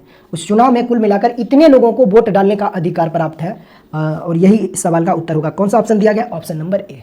ऑप्शन नंबर ए इस सवाल का उत्तर है। बहुत आसान सवाल है। मैंने मान लिया था, हमसे पूछा जा रहा था कि उस चुनाव में कुल कितने लोगों को वोट डालने का अधिकार प्राप्त है, तो मैंने मान लिया कि उस चुनाव में कुल मिलाकर इतने लोगों को वोट डालने का अधिकार प्राप्त है। आगे सवाल में कहा है कि जितने लोगों को वोट डालने का अधिकार है उसमें से सिर्फ 90% लोगों ने अपने मतों का प्रयोग किया है। तो 100 का 90% कुल मिलाकर 90 हो जाता है। यानी इतने लोगों जो है वह इतने मतों का प्रयोग हुआ है। यानी 100 का 90% कितना होता है, 90 होता है। यानी इतना वोटिंग हुआ है। वोटिंग जो हुआ है वह सिर्फ इतना होता है। अब सवाल में कहा है कि जितना वोटिंग हुआ है, जितने लोगों ने अपने मतों का प्रयोग किया है, उसमें से 80% मत जो है वह वैध मत है। तो देखिए इतना मतदान हुआ है तो इसका 80% 72 हो जाएगा। यानी कि वैध मतों की कुल संख्या इतनी तो अवैध मतों की कुल संख्या इतनी। ठीक है, आगे सवाल में कहा है कि जीतने वाले उम्मीदवार को वैध मत का 60% मत प्राप्त होता है। तो 72 का 60% इतना हो जाएगा। तो 72 का 40% जो मत होगा वह हारने वाले को मिलेगा। यानी जीतने वाले उम्मीदवार को अगर वैध मतों का 60% मत प्राप्त होता है तो हारने वाले कैंडिडेट को वैध मतों का 40% मत प्राप्त होगा। अब आगे सवाल में दिया गया है कि जो जीतने वाला उम्मीदवार है उसे कुल मिलाकर इतना मत प्राप्त होता है, 64,800 मत प्राप्त होता है। तो यहाँ पर जीतने वाले उम्मीदवार को कुल इतना मत प्राप्त हो रहा है, लेकिन इसकी कुल संख्या वास्तव में सवाल में दिया गया है 64,800। तो यहाँ से इसके बराबर आपने कर दिया है। तो 1 यूनिट की वैल्यू इतना है तो 100 यूनिट की वैल्यू इतना हो जाएगा। और ये इस सवाल का उत्तर है। इसमें ज़्यादा कुछ भी एक्सप्लेन की जरूरत नहीं है, बहुत आसान सवाल है। बस चीज़ों को स्टेप बाय स्टेप करना होता है ना। और वैसे भी मुझे यहाँ पे एक्सप्लेन करना होता है, इसलिए चीज़ें थोड़ा सा लेंदी हो जाती है, मतलब कि चीज़ों को समझाने में समय लग जाता है। आगे बढ़ते हैं टाइप 10 के दूसरे सवाल से। क्वेश्चन नंबर 235 को देखिएगा, 235 को देखिएगा। सवाल में दिया गया है कि एक चुनाव में एक उम्मीदवार जिसे 37% मत प्राप्त होता है वह विजयी उम्मीदवार से 5,20,000 मतों के अंतर से चुनाव हार जाता है। तो उस चुनाव में दोनों उम्मीदवारों को कुल कितने मत प्राप्त हुआ ये आपको पता करना है। यानी दोनों उम्मीदवारों को मिलाकर मतों की कुल संख्या कितनी होगी आप हमें बताइए। तो मैं मान लेता हूँ कि उस चुनाव में कुल मिलाकर 100% मतदान हुआ है। उस चुनाव में कुल मिलाकर 100 मत हुआ है। उस चुनाव में कुल मिलाकर मतों की कुल संख्या जो है वह 100 है। उस चुनाव में मतों की कुल संख्या जो है वह 100 है। अब इसमें से कुछ मत जो होता है वह जीतने वाले कैंडिडेट को मिल रहा है और कुछ मत जो है वह हारने वाले कैंडिडेट को मिल रहा है। तो सवाल में बोला गया है कि हारने वाले कैंडिडेट को कुल मतों का 37% मत प्राप्त होता है। तो आपने माना है कुल मतों की संख्या 100 है, तो 100 का 37% यानी 37 हो जाएगा। यानी हारने वाले कैंडिडेट को अगर इतना मत मिलता है तो जीतने वाले कैंडिडेट को कुल मतों का 63% मत प्राप्त होगा। अगर कुल मतों का 37% हारने वाले को मिलता है तो कुल मतों का 63% मत जो होगा वह जीतने वाले को मिलेगा। तो 100 का 63% कितना हो जाएगा, 63 होगा। यानी जीतने वाले उम्मीदवार को अगर इतना मत प्राप्त होता है तो हारने वाले को इतना मत प्राप्त होता है। अब सवाल में बोला गया है कि हारने वाला जो उम्मीदवार है वह कुल मिलाकर 5,20,000 मत के अंतर से चुनाव हार जाता है। तो यहाँ पर बताइए, यहाँ पर हार और जीत का अंतर कितने का है ये बताइए। सवाल में दिया गया है हार और जीत का जो अंतर है वह 5,20,000 मत का है। तो यहाँ पर हार और जीत का अंतर जो होगा वह कितने का होगा, 63 में से 37 घटाओगे तो कितना होगा, 26 हो जाएगा। यानी इस 26 यूनिट की वैल्यू जो है ना वह बेसिकली 5,20,000 के बराबर है। यहाँ पर हार और जीत का अंतर 26 यूनिट का है, लेकिन वास्तव में हार और जीत का अंतर इतना वोट से हो रहा है। 26 यूनिट की वैल्यू अगर इतना के बराबर है तो हमसे क्या पूछा जा रहा है, हमसे पूछा जा रहा है कि उस चुनाव में दोनों उम्मीदवारों को डाले गए मतों की कुल संख्या कितनी है। तो उस चुनाव में कुल मिलाकर इतना मत प्राप्त हुआ, इतना मत हुआ था, और इसी मत में से कुछ मत हारने वाले को मिल रहा है और कुछ मत जीतने वाले को मिल रहा है। तो हमसे यही पूछा जा रहा है कि उस चुनाव में दोनों उम्मीदवारों को कुल कितना मत प्राप्त हो रहा है, यानी 100 यूनिट की वैल्यू हमसे पूछा जा रहा है। अच्छा, 1 यूनिट की वैल्यू क्या हो जाएगा, 26 दूना होता है 52, यानी 2 पर 4 जीरो लगा दीजिए। 1 यूनिट की वैल्यू अगर इतना है तो 100 यूनिट की वैल्यू आपका उत्तर हो जाएगा। 100 यूनिट की वैल्यू कितना होगा, 20,000 पे आप 2 जीरो और लगा दीजिए। तो इसका मतलब ये हुआ कि उस चुनाव में दोनों उम्मीदवार को मिलने वाले वोटों की कुल संख्या इतना होगा। Option number B, option number B इस सवाल का उत्तर। बहुत आसान सवाल है। चलिए आगे बढ़ते हैं क्वेश्चन नंबर 236 की ओर। क्वेश्चन नंबर 236 की ओर सवाल में दिया हुआ है कि एक चुनाव में केवल 2 उम्मीदवार थे। विजयी उम्मीदवारों को कुल मतों के 48% मत प्राप्त हुए, उसके विरोधी उम्मीदवार को 6800 मत प्राप्त हुए, जो कि कुल मतों के 34% के बराबर है। ठीक है, कुछ मत जो है वह अमान्य थे, और ऑब्वियस सी बात है अगर जीतने वाले को 48% मिल रहा है और हारने वाले को 34% मिल रहा है तो कुछ मत जो होगा वह इनवैलिड होगा, यानी कि कुछ वोट जो होंगे वह अवैध होंगे। तो आपसे पूछा जा रहा है कि विजयी उम्मीदवार को विजय उम्मीदवार का विनिंग मार्जिन कितना है, यानी कि जीतने वाला जो उम्मीदवार है वह कुल कितने मतों से चुनाव जीत रहा है। पहला सवाल ये आपसे पूछा गया है और दूसरा आपसे ये पूछा जा रहा है कि उस चुनाव में अमान्य मतों की संख्या कितनी है, यानी कि जो अवैध मत है उसकी कुल संख्या क्या होगी। दो सवाल आपसे पूछा गया है कि जीतने वाला उम्मीदवार कुल कितने मतों से चुनाव जीत रहा है, दूसरा सवाल आपसे पूछा जा रहा है कि अवैध मतों की कुल संख्या कितनी होगी, ये आप हमें बताइए। तो मान लीजिए आप अपने हिसाब से मान लीजिए कि कुल मतों की संख्या जो होगी वह 100 होगी, 1000 होगी, 10 होगी, कुछ भी मान सकते हो। मैं मान लेता हूँ कि उस चुनाव में कुल मतों की संख्या जो होगी वह इतनी होगी। अगर कुल मतों की संख्या 100 है तो इसमें सवाल में बोला गया है कि जीतने वाले उम्मीदवार को कुल मतों का 48% मत प्राप्त होता है। ध्यान से सवाल को सॉल्व करना है आपको। अगर कुल मतों का 48% जीतने वाले को मिलता है तो 100 का 48% इतना हो जाएगा, यानी कि जीतने वाले उम्मीदवार को अगर 48% मत प्राप्त होता है तो 100 का 48% इतना हो जाएगा। और हारने वाले कैंडिडेट को, यानी कि जो हारने वाला कैंडिडेट है उसे कुल मतों का 34% मत प्राप्त होता है, तो 100 का 34% कितना हो जाएगा, 34। यानी कि जीतने वाले को कुल इतना मत प्राप्त हो रहा है और हारने वाले को कुल इतना मत प्राप्त हो रहा है, और जो शेष मत हो जाएगा वह अवैध होगा, यानी कि जो इनवैलिड वोट होगा उसकी संख्या कितनी हो जाएगी, तो बस इन दोनों को जोड़कर 100 में से घटा दीजिए। यानी जीतने वाले उम्मीदवार को इतना मिल रहा है और हारने वाले को इतना मिल रहा है और शेष मत जो है वह अवैध है। तो 48 और 34 को जोड़ोगे तो कितना हो जाएगा, 8 4 82, 4 3 7 1 8, यानी 82। यानी कि कुल मिलाकर 82 मत जो है वह वैध है। तो अवैध मत कितने हो जाएंगे, अवैध मतों की संख्या 18 हो जाएगी, क्योंकि वैध मत ही हारने और जीतने वाले उम्मीदवार को दिया जाता है। अवैध मतों की कुल संख्या जो है वह 18 है। तो आपसे सवाल क्या पूछा जा रहा है ये बताइए। हमसे ये पूछा जा रहा है कि जो जीतने वाला उम्मीदवार है वह कुल कितने मतों से चुनाव जीत रहा है, ये आप हमें बताइए। तो देखिए, जीतने वाला उम्मीदवार को कुल 48 मत प्राप्त हो रहे हैं। यहाँ मैंने मान लिया है कि जीतने वाले उम्मीदवार को कुल इतना मत प्राप्त होता है, तो हारने वाले उम्मीदवार को इतना मत प्राप्त हो रहा है। तो यहाँ पर जीतने वाला उम्मीदवार जो है वह कुल कितना वोट से चुनाव जीत रहा है, ये आप हमें बताइए। क्योंकि पहला सवाल आपका यही है कि जो जीतने वाला उम्मीदवार है वह कितने मतों से चुनाव जीत रहा है। तो 48 में से 34 को घटाओगे तो कितना मिलेगा, 14। यानी कि जीतने वाला उम्मीदवार जो है वह 14 यूनिट से चुनाव जीत रहा है, या फिर आप इसको बोल सकते हो 14%। यानी जीतने वाला उम्मीदवार जो है वह 14% से चुनाव जीत रहा है। जीतने वाला उम्मीदवार जो है वह कुल मतों के 14% के मतों से चुनाव जीत रहा है, ठीक है। और दूसरा सवाल आपसे ये पूछा जा रहा है कि अवैध मतों की संख्या कितनी है, यानी इनवैलिड वोट कितने हैं। तो अवैध मतों की संख्या कुल मतों का 18% है। तो यहाँ से एक तो चाहिए आपको 14% की वैल्यू और दूसरा चाहिए आपको 18% की वैल्यू। तो चलिए सवाल को सॉल्व करते हैं। आगे सवाल में दिया गया है ना, सवाल में ऑलरेडी हमें दिया है कि हारने वाले उम्मीदवार को कुल मतों का 34% मत प्राप्त होता है, जिसकी कुल संख्या जो है ना वह 6800 है। अगर 34% की वैल्यू 6800 के बराबर है, जो कि सवाल में दिया है, तो हमसे पूछा जा रहा है एक तो 14% की वैल्यू, दूसरा 18% की वैल्यू। 34% की वैल्यू अगर 6800 है तो 1% की वैल्यू कितना होगा ये बताइए। तो आपको सर सिंपल सी बात है, 1% की वैल्यू हो जाएगा 34 दूना 68 यानी 200। अगर 1% की वैल्यू इतना है तो 14% की वैल्यू क्या होगा। पहला उत्तर आपका क्या होगा ये बताइए। तो 14% की वैल्यू होगा 14 दूना 2800, यानी कि जीतने वाले उम्मीदवार जो है वह कुल इतने मतों से चुनाव जीत रहा है। दूसरा उत्तर क्या होगा, यानी अवैध मतों की क्या संख्या होगी। तो अवैध मतों की संख्या कुल मतों का 18% है। अगर 1% 200 है तो 18% की वैल्यू जो होगी वह कितना हो जाएगा, 18 दूना 3600, यानी अवैध मतों की कुल संख्या 3600 होगा और जीतने वाले उम्मीदवार जो होगा वह कुल इतने मतों से चुनाव जीत जाएगा। ये तुम्हारा उत्तर होगा। देख लीजिए 2800 और 3600 का पेयर कहाँ पे बन रहा है, ऑप्शन नंबर बी में बन रहा है। अच्छा, ऑप्शन सी में भी बन रहा है, तो ऑप्शन सी इसलिए नहीं उत्तर होगा क्योंकि सवाल में पहले बोला गया है कि जीतने वाले उम्मीदवार कुल कितने मतों से चुनाव जीत रहा है, तो 2800 से जीत रहा है, तो इसलिए हमारा उत्तर ऑप्शन नंबर बी। आगे बढ़ते हैं क्वेश्चन नंबर 237 की ओर। क्वेश्चन नंबर 237 को देखिएगा, 237 को देखिएगा। सवाल में दिया हुआ है कि दो उम्मीदवारों के बीच हुए एक चुनाव में मतदाता सूची में शामिल 75% मतदाताओं ने मतदान किया, जिसमें से 2% मत अमान्य घोषित किए गए और एक उम्मीदवार को 9261 मत प्राप्त हुए, जो कि मान्य मतों के यानी कि वैध मतों के 75% के बराबर थे। तो उस चुनाव में मतदाता सूची में शामिल मतदाताओं की कुल संख्या कितनी है, ये आप हमें बता दीजिए। उस इलेक्शन में वोटिंग लिस्ट में जितने मतदाताओं का नाम है ये आप हमें बताइए। बहुत आसान सवाल है कि नहीं। आप मान लीजिए, अगर आप मानना चाहते हो कि उस चुनाव में मतदाता सूची में कुल इतने लोगों का नाम है, तो आप कुछ न्यूमेरिकल वैल्यू मान के भी सवालों को सॉल्व कर सकते हो। लेकिन यहाँ पर जो परसेंटेज वैल्यू है ना, अगर आप कोई इंटीजर वैल्यू लेके सवालों को सॉल्व करते हो तो हो सकता है कि आगे कैलकुलेशन बढ़ जाए। तो मैं मान लेता हूँ कि उस चुनाव में मतदाता सूची में यानी वोटिंग लिस्ट में कुल मिलाकर x लोगों का नाम है, यानी कि उस चुनाव में मतदाता सूची में कुल मिलाकर x लोगों का नाम है, यानी इतने लोगों का नाम है उस चुनाव में मतदाता सूची में। तो सवाल में बोला गया है कि जितने लोगों का मतदाता सूची में नाम है उसमें से 75% लोगों ने अपने मतदान का प्रयोग किया है, यानी कि मतों का जो प्रयोग हुआ है वह जितने लोगों का नाम उस मतदाता सूची में है उसमें से सिर्फ 75% लोगों ने अपने मतों का प्रयोग किया है। तो जो मतदान हुआ है, जो वोटिंग हुआ है, वह कितना हुआ है? तो वोटिंग जो हुआ है वह कुल इतना हुआ है।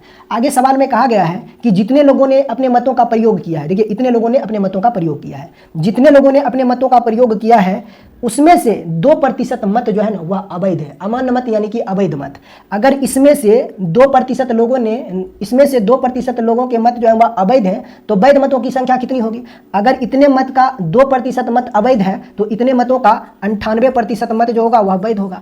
अगर इतने मतों में से 2% मत अमान्य है, मतलब यह हुआ कि अगर इतने में से 2% मत जो है वह अमान्य है तो मान्य मत यानी कि वैध मतों की संख्या कितनी होगी? तो इसका 2% मत अगर अवैध है तो इसी का 98% मत जो होगा वह वैध होगा, यानी कि वैलिड वोटों की कुल संख्या कितनी होगी? तो यहां से यहां तक वैलिड वोट है, ये सभी वैध मत हैं। ये सभी कितने हैं? वैध मत हैं, ये सभी वैध मत हैं। तो वैध मतों की कुल संख्या इतनी है। आगे सवाल में दिया गया है कि एक उम्मीदवार को वैध मतों का 75% मत प्राप्त होता है। तो वैध मतों की कुल संख्या इतना है, तो इसका 75% मत जो है ना वह किसी एक उम्मीदवार को मिलता है, जिसकी कुल संख्या जो है वह 9261 के बराबर है। जिसकी कुल संख्या जो है वह 9261 के बराबर है, यानी इतना का मान जो है वह 9261 के बराबर है। ऐसा सवाल में दिया गया है कि एक चुनाव, हमसे पूछा जा रहा है कि उस चुनाव में मतदाता सूची में कुल कितने लोगों का नाम है, ये आप हमें बता दीजिए। ये हमारा वोटिंग लिस्ट है, ये हमारा क्या है? वोटिंग लिस्ट है, ये हमारा वोटिंग लिस्ट है।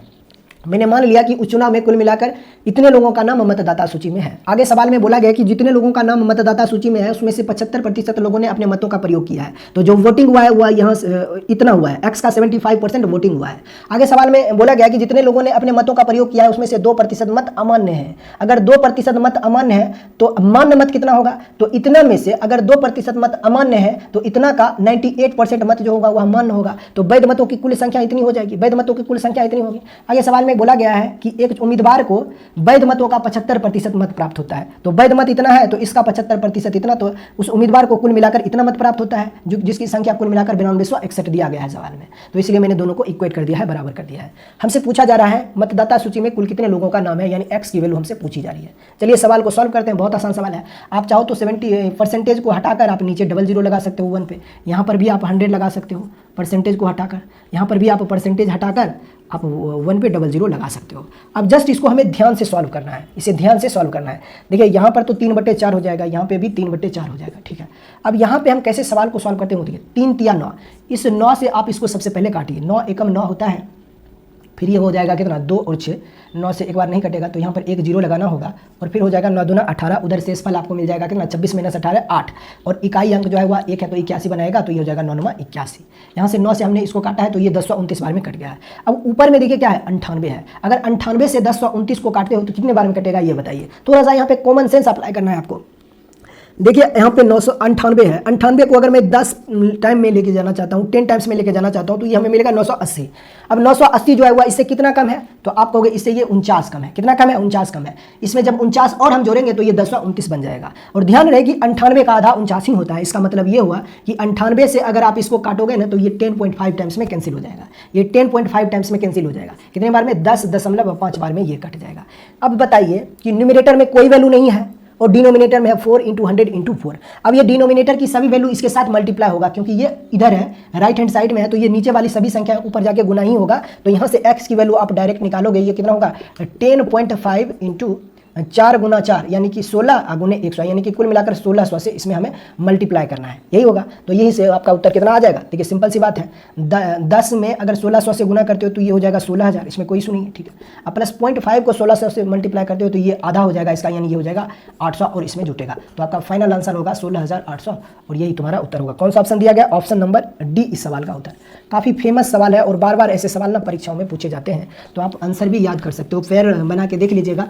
एक तो होगा 75%, 2 टाइम्स 75%, और 2% वोट्स जो है वह इनवैलिड है और 9261 है। तो यहाँ पे आपका उत्तर निकल के आता है एक्स की वैल्यू, यानी मतदाता सूची में कुल मिलाकर इतने लोगों का नाम है। देखिए तरह तरह के सवाल पूछे जा सकते हैं इसी में। आपसे ये भी पूछा जा सकता था कि वैध मतों की संख्या कितनी है, कुल कितने लोगों ने अपने मतों का प्रयोग किया है, ये सभी सवाल आपसे पूछे जा सकते थे। चलिए आगे बढ़ते हैं 238 की ओर। सवाल में बोला गया है कि एक चुनाव में उम्मीदवार ए को कुल मान वोटों के, यानी कि जो वैध मत है उसका 75% के बराबर मत प्राप्त होता है पक्ष ए को। यदि कुल वोटों में से 15% वोट अमान्य घोषित किए, यानी कि कुल मतों में से 15% मत अगर अवैध हैं और कुल मतों की संख्या 5,60,000 है तो पक्ष ए में कुल कितने वोट पड़े हैं ये आपको पता करना है।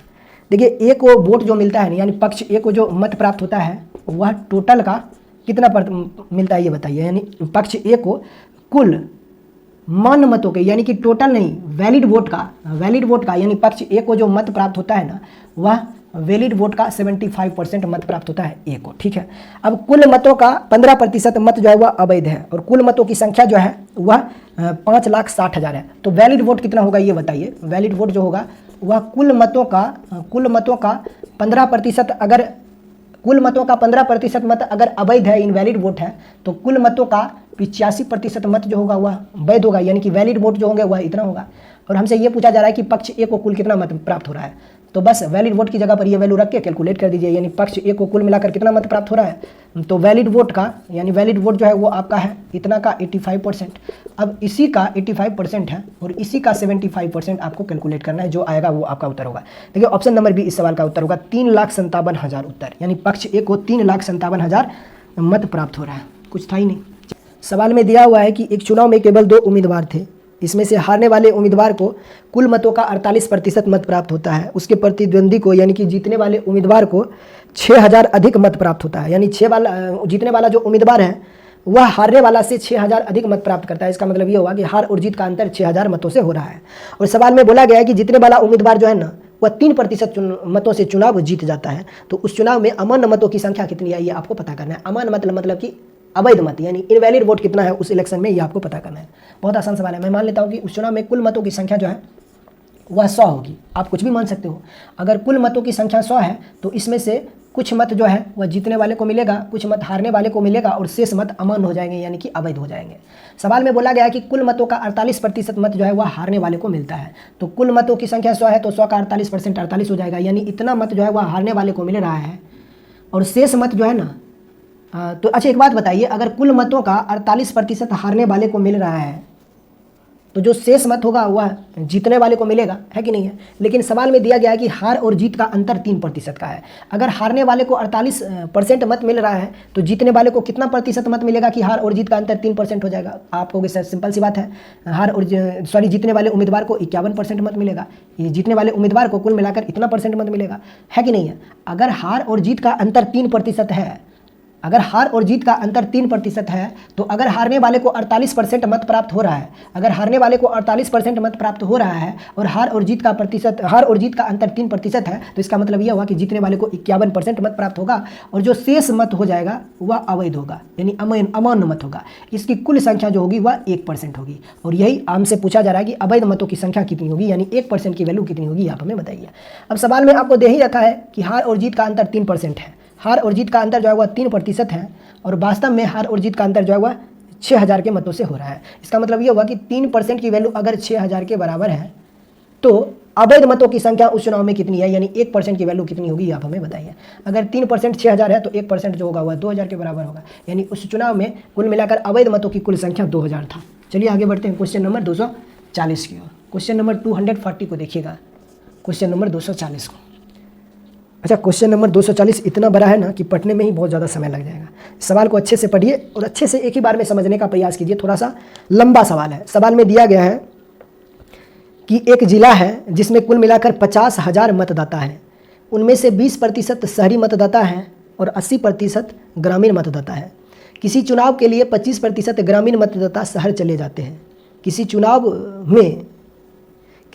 के लिए 25% ग्रामीण मतदाता जो है ना वह शहर चले जाते हैं, मतलब कि किसी चुनाव के लिए 25% ग्रामीण मतदाता जो है वह शहरी मतदाताओं के साथ चले जाते हैं, आप ऐसे समझिए, ठीक है। कहा ग्रामीण और शहरी दोनों प्रकार के मतदाताओं में से 60% ईमानदार, 70% मेहनती और 35% ईमानदार होने के साथ साथ मेहनती भी है। दो उम्मीदवार ए और बी ने चुनाव लड़ा और कहा है कि उम्मीदवार बी को पूरे शहरी वोट मिले, यानी कि उम्मीदवार बी को कुल मिलाकर शहरी वोट प्राप्त होता है, ठीक है, जबकि उम्मीदवार ए को ग्रामीण मतदाताओं का समर्थन प्राप्त होता है, यानी ए को ग्रामीण मतदाताओं ने वोट किया है तो बी को शहरी मतदाताओं ने वोट किया है। आगे सवाल में कहा है कि उन मतदाताओं ने अपने मत नोटा पर डाला है,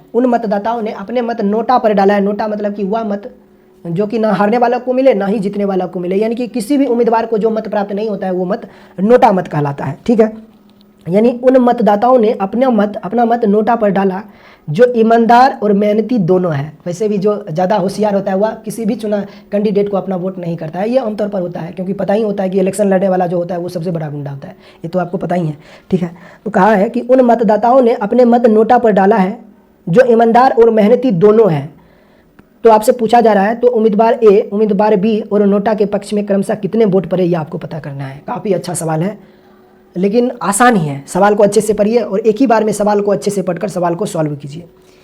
एक बात बताइए सबसे पहले कि अगर कुल मतदाताओं की संख्या अगर 50,000 है, यानी कि कुल वोटर्स जो है, यानी कि वोटर्स जो है वह कितना है, तो मतदाताओं की कुल संख्या जो है वह 50,000 है। 50,000 मतदाताओं की कुल संख्या जो है वह 50,000 है। ठीक है, अब इस मतदाताओं में से कुछ मतदाता जो है वह शहरी है और कुछ मतदाता जो है वह ग्रामीण है। ठीक है, तो सवाल में बोला गया है कि 20% मतदाता शहरी है, तो 50 का 20% कितना हो जाएगा, 10,000 हो जाएगा।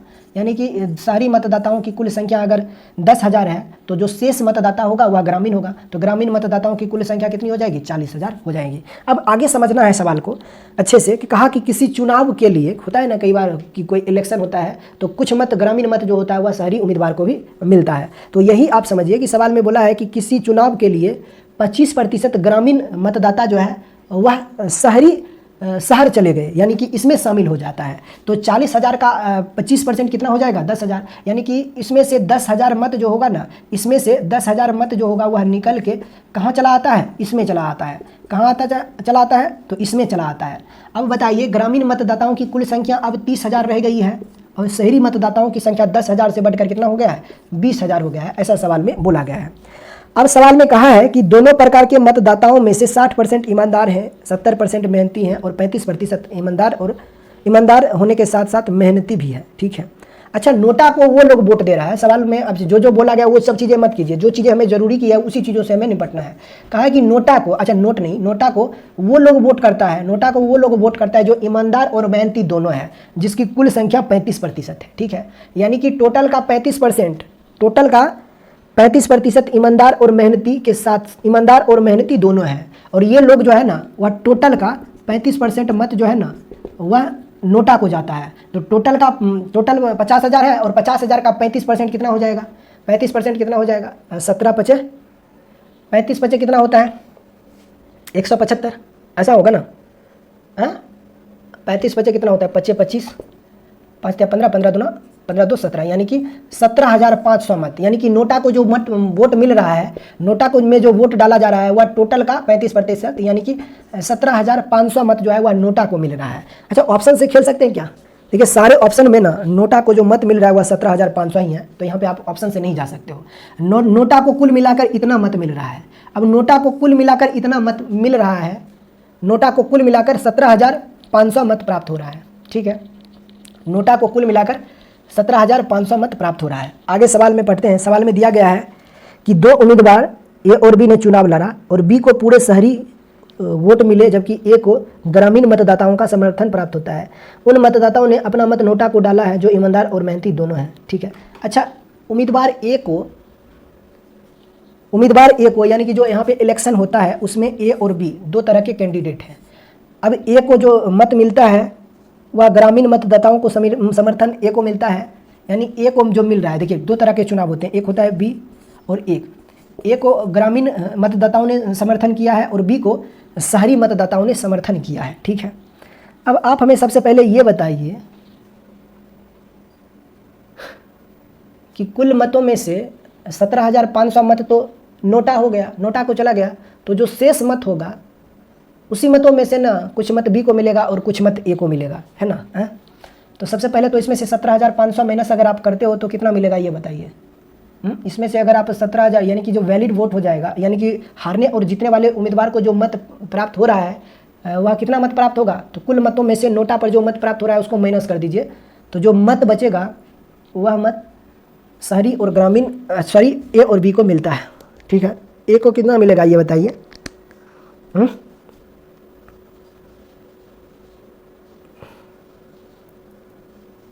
ए को कितना मिलेगा? अगर इतना मत जो है वह अवैध है, ठीक है, यानी कि 35% मत जो है ना वह अवैध है, तो टोटल में से इतना प्रतिशत अगर आप माइनस करते हो तो वह मत बचेगा जो शहरी और ग्रामीण उम्मीदवारों को मिलता है, ठीक है।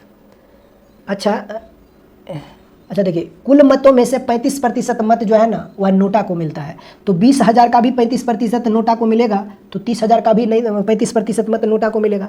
तो अगर शहरी उम्मीदवार में से यानी इसका 35% अगर नोटा को जा रहा है, तो इसका 65% मत जो होगा वह उम्मीदवार बी को मिलेगा, यानी कि जो शेष मत इतना है शहरी बी को, यानी कि शहरी जो मतदाता है वह है कितना यहाँ पर 20,000। अब 20,000 में से 35% मत जो होगा, अगर बोला है कि 35% मत जो है वह नोटा को जाता है, यानी जो लोग ईमानदार और मेहनती दोनों हैं वो लोग नोटा को वोट डालता है। तो हमें तो ये नहीं पता है ना, हम तो टोटल का 35% ये कैलकुलेट कर सकते हैं कि कुल इतना मत नोटा को जाएगा, लेकिन यहाँ पे कैलकुलेट कैसे कर सकते हो? तो यहाँ पर हम लोग ऐसे कैलकुलेट कर सकते हैं कि इसमें से भी कुछ 35% मत जो होगा वह नोटा को जाएगा, यानी कि इसमें शहरी मतदाताओं में से भी 35% ऐसे लोग होंगे जो कि ईमानदार के साथ साथ मेहनती होंगे, और ये लोग जो होगा वह नोटा को वोट करेगा, तो इसमें से भी 35% मत जो होगा वह नोटा को जाएगा। तो यहाँ पे ग्रामीण मतों में से ग्रामीण मतों का 65% मत जो होगा वह ए को जाएगा, और बी को शहरी मतों का 35% बी को जाएगा। अब यहाँ से आप इसको कैलकुलेट कीजिए, तो 35 दुना कितना होता है? 60 दुना होता है 120, 65 दुना होता है 130, यानी कि कुल मिलाकर 13,000 मत जो होगा वह उम्मीदवार बी को जाएगा। तो उम्मीदवार ए को कितना जाएगा? 65 तिया कितना होता है? 65 तिया कितना होता है? 60 195 होता है, तो कुल मिलाकर 19,500 मत जो होगा वह उम्मीदवार ए को जाएगा, और 13,000 मत जो होगा वह उम्मीदवार बी को जाएगा। देख लीजिए कौन सा ऑप्शन आ रहा है, ऑप्शन नंबर ए इस सवाल का उत्तर हो जाए। अच्छा, हमसे क्या पूछा है? तो उम्मीदवार ए, उम्मीदवार बी और नोटा के पक्ष में, ठीक है, ऑप्शन नंबर ए इस सवाल का उत्तर हो जाएगा। ऑप्शन नंबर ए इस सवाल का उत्तर है। देखिए थोड़ा सा पेशेंस बना के सवाल को सॉल्व करना पड़ेगा, क्योंकि लेंदी भाषा दे रखा है, और एक ही बार में अच्छे से भाषा को समझ के सवाल को सॉल्व आपको करना है। थोड़ा सा यहाँ पे आपको संभल के करना है कि सवाल में बोला गया है कि 35% लोग जो है ना ईमानदार और मेहनती हैं, और जो लोग ईमानदार के साथ साथ मेहनती हैं वो लोग नोटा को वोट करता है। अगर नोटा की बात मैं करूं तो टोटल का 35% यानी इतना मत जो होगा वह नोटा में जाएगा, लेकिन यहाँ पे हमें ये बात समझना है कि यहाँ पर तो आपने टोटल नोटा को जितना वोट जाएगा उसकी कुल संख्या तो आपने निकाल दिया है, लेकिन शहरी मतदाताओं की कुल संख्या यहाँ पे 20,000 है और ग्रामीण मतदाताओं की कुल संख्या यहाँ पर 30,000 है। तो इसमें से कितना प्रतिशत नोटा को जाएगा और इसमें से कितना प्रतिशत नोटा को जाएगा ये हमें पता करना है। तो सवाल में बोला गया है कि जो ईमानदार और मेहनती दोनों हैं वो लोग जो है ना वह नोटा को डालता है, तो मैंने माना कि इसमें से भी 35% लोग ऐसे होंगे जो कि ईमानदार के साथ साथ मेहनती भी होंगे, और इसमें भी से भी 35% ऐसे लोग होंगे। जितना परसेंटेज का वेटेज आप यहाँ पे करोगे उतना ही परसेंटेज का वेटेज आपको यहाँ पे करना पड़ेगा। तो 35% यहाँ से भी वोट नोटा को जा रहा है और 35% वोट यहाँ से भी नोटा को जा रहा है। तो जो शेष बचेगा यानी शहरी मतदाताओं का 65% बी को जाएगा और जो ग्रामीण मतदाताओं का 65% उम्मीदवार ए को जाएगा। तो बस यहीं से आप जब आप इसको कैलकुलेट करोगे तो उम्मीदवार को कुल इतना मत प्राप्त होगा, तो उम्मीदवार ए को कुल मिलाकर इतना मत प्राप्त होगा, और ये तुम्हारा उत्तर होगा। इसमें ज़्यादा कुछ भी एक्सप्लेन की जरूरत नहीं है, बस चीज़ों को थोड़ा सा समझना है आपको, ठीक है। आगे बढ़ते हैं क्वेश्चन नंबर 241 की ओर। ये सवाल मैंने आपको प्रयास किया कि सवाल को अच्छे से समझाने का। एक बार फिर से मैं एक्सप्लेन कर देता हूँ। देखिए कुल मतदाताओं की संख्या जो है वह 50,000 है। सवाल में बोला गया है कि इसमें दो तरह के मतदाता है, एक कुछ मतदाता शहरी है और कुछ ग्रामीण है। तो ग्रामीण मतदाताओं की संख्या कुल मतदाताओं का 80% है, तो 50,000 का 80% 40, और शेष मतदाता जो होगा वह शहरी यानी 20% मतदाता जो होगा वह शहरी होगा। तो शहरी मतदाताओं की कुल संख्या जो होगी वह 10,000 होगी, तो ग्रामीण मतदाताओं की कुल संख्या जो होगी वह 40,000 होगी। अब आगे सवाल में बोला गया है कि एक चुनाव के लिए, किसी चुनाव के लिए 25% ग्रामीण मतदाता जो है ना वह शहर चले गए। तो अब शहर में मतदाताओं की कुल संख्या कितनी हो जाएगी ये बताइए। इसमें से 40,000 का 25% यानी कि 10,000, यानी 10,000 मतदाता यहाँ से निकलकर इसमें आ गया, तो शहरी मतदाताओं की कुल संख्या 20,000। अब ग्रामीण मतदाताओं की कुल संख्या 40,000 माइनस 10,000 यानी कि 30,000। अब आगे जो सवाल में बोला गया है कि चुनाव होता है, चुनाव में एक पक्ष बी होता है और एक पक्ष ए होता है, ठीक है। अब कहा कि ए को ग्रामीण मतदाताओं का समर्थन मिलता है और बी को शहरी मतदाताओं का समर्थन मिलता है। कहा है कि नोटा को वो लोग मत करते हैं, नोटा को वो लोग अपना मतदान करते हैं जो लोग ईमानदार के साथ साथ मेहनती भी है। ईमानदार के साथ जो लोग मेहनती है वो लोग नोटा को मत प्राप्त करें, नोटा को अपना वोट देते हैं। तो देखिए टोटल का 35% अगर नोटा को वोट जा रहा है, तो अगर ये हमें पता करना है कि नोटा को कुल कितना मत प्राप्त होगा, तो बस 50,000 का 35% हम लोग निकाल लेंगे। तो यहाँ से हमें पता चलेगा कि 17,500 मत जो है वह नोटा को जा रहा है। लेकिन चीज़ें हमें ये समझना है कि अगर टोटल का 35% अगर नोटा को जा रहा है, यानी नोटा को मिलने वाला वोट इतना है। अब सवाल में हमें यह भी दिया गया है कि शहरी मतों का कुल संख्या इतनी है और ग्रामीण मतों की कुल संख्या इतनी है। अगर नोटा को आपने टोटल का 35% दे दिया है तो यहाँ से कितना प्रतिशत नोटा में जाना है, यहाँ से कितना प्रतिशत नोटा में जाना है। हमें यह सवाल में नहीं दिया है कि शहरी मतदाताओं में से इतना प्रतिशत नोटा को जाएगा और ग्रामीण मतदाताओं में से इतना प्रतिशत नोटा को जाएगा। हमें सिर्फ ये बोला गया है कि 35% मत जो है ना वह नोटा को जाता है, और वो लोग नोटा में वोट देते हैं जो लोग ईमानदार के साथ साथ मेहनती भी है। तो मैंने ये सोचा कि अगर इसका मतलब ये हुआ कि शहरी मतदाताओं में से भी 35% मतदाता ऐसे होंगे जो कि ईमानदार के साथ साथ मेहनती भी होंगे। अगर 35% शहरी मतदाताओं में से 35% मतदाता जो है वह नोटा को अपना वोट करता है, तो जितना % मतदाता यहाँ से नोटा को डाल रहा है उतना ही प्रतिशत मतदाता जो होगा वह भी यहाँ ग्रामीण मतदाता में से भी 35% मतदाता वह भी नोटा को अपना वोट डालेगा। यानी जितना % आप यहाँ नोटा को दे रहे हो उतना ही % आपको यहाँ पे भी नोटा को देना पड़ेगा, क्योंकि टोटल पर बोला गया है तो टोटल पर इसका भी और टोटल पर भी इसका भी, ये बात आपको ध्यान में रखना है। तो बस अगर शहरी मतदाताओं में से 35% मतदाता ने नोटा को वोट किया है तो शहरी मतदाता का 35% मतदाता जो होगा वह पक्ष बी को अपना वोट करता है, सवाल में दिया गया है। और ग्रामीण मतदाताओं में से 35% अगर नोटा को कर रहा है अपना वोट, तो शेष मतदाता जो होगा वह पक्ष ए को अपना मत दे रहा है। तो यहाँ से 20,000 का 65% 13,000 होगा और यहाँ से 30,000 का 65% 19,500 हो जाएगा, 19,500 हो जाएगा। तो पक्ष बी को इतना मत और पक्ष ए को इतना मत मिल रहा है और नोटा को कुल मिलाकर इतना मत मिल रहा है। तो यही तुम्हारा उत्तर हो जाएगा। आसान सवाल है, बस थोड़ा सा भाषा जो है ना वो काफ़ी बड़ा दे रखा है, भाषा भी कैलकुलेटिव नहीं है, आसानी से समझ जाओगे आप लैंग्वेज को भी। आगे बढ़ते हैं 241 की ओर। सवाल में दिया गया है कि एक चुनाव में दो प्रत्याशियों को प्राप्त मतों का अनुपात 2:9 था। यदि जीते हुए प्रत्याशी को इतना वोट प्राप्त हुए तो डाली गई वोटों की कुल संख्या कितनी होगी। एक जीतने वाला उम्मीदवार होगा और एक हारने वाला उम्मीदवार होगा, ठीक है। और कहा है कि एक चुनाव में 2 प्रत्याशियों को प्राप्त मतों का अनुपात 2:7 है। मतलब ये हुआ कि जीतने वाले को हारने वाले से ज़्यादा मत मिल रहा है, यानी जीतने वालों को अगर 9 मत प्राप्त होगा तो हारने वाले को 2 मत प्राप्त होता है। तो यहाँ से कुल मतों की संख्या कितनी होगी, अनुपात में 11। और सवाल में बोला गया है, अच्छा क्या बोला गया है कि जीते हुए प्रत्याशी को कुल इतना वोट प्राप्त हो रहा है। अब बताइए, यहाँ पर बताइए कि यहाँ पर अगर जीतने वाले को 9 वोट मिल रहा है और हारने वालों को 2 मत प्राप्त हो रहा है, तो जीतने वाला कितना मत से चुनाव जीत रहा है, 7 वोट से जीत रहा है। लेकिन वास्तव में इसकी संख्या जो है वह 9,84,321 के बराबर है, ठीक है। यानी रेशियो 7 की वैल्यू इतना है, तो हमसे पूछा जा रहा है कि उस चुनाव में डाले गए मतों की संख्या कितनी होगी। अनुपात 7 की वैल्यू इतना है तो अनुपात 11 की वैल्यू कितना होगा ये आपको पता करना है। उस चुनाव में डाले गए मतों की कुल संख्या इतनी है, 7 की वैल्यू इतना है, तो 11 की वैल्यू आप निकाल दीजिए। कौन सा ऑप्शन आएगा, ऑप्शन नंबर ए, यानी कि 12,30,359 मत, 12,30,359 मत, ऑप्शन नंबर ए इस सवाल का। तो चलिए आगे बढ़ते हैं 242 की ओर। क्वेश्चन नंबर 242 को देखिएगा। सवाल में दिया हुआ है कि एक चुनाव में एक उम्मीदवार 75% वैध मतों में से विजयी हुआ। यानी एक चुनाव में एक उम्मीदवार 75% वैध मतों में से विजयी हुआ, कुल इतना मत में से 15% मत अवैध थे। अच्छा, मुझे लगता है ये सवाल हम लोगों ने अभी सॉल्व किया है क्या? हाँ, मुझे लग रहा है ऐसा सवाल हम लोगों ने सॉल्व किया है कहीं पे। हाँ, क्वेश्चन नंबर 238 को देखिएगा, ठीक है ना, सेम सवाल है, रिपीट हो गया है। तो क्वेश्चन नंबर 242 और क्वेश्चन नंबर 238 दोनों सेम ही सवाल है, तो ये सवाल आप खुद से सॉल्व कर लीजिए, ठीक है। हमसे पूछा जा रहा है क्वेश्चन नंबर 243 में कि किसी चुनाव में एक उम्मीदवार को 62% वोट प्राप्त हुए और वह इतना वोटों से चुनाव जीत गया। चुनाव में कुल वोटों की संख्या क्या थी यदि कोई भी वोट अमान्य नहीं था, यानी कि सभी मत जो है वह अगर वैध था, क्योंकि वैध मत ही हारने और जीतने वाले उम्मीदवार को मिलता है।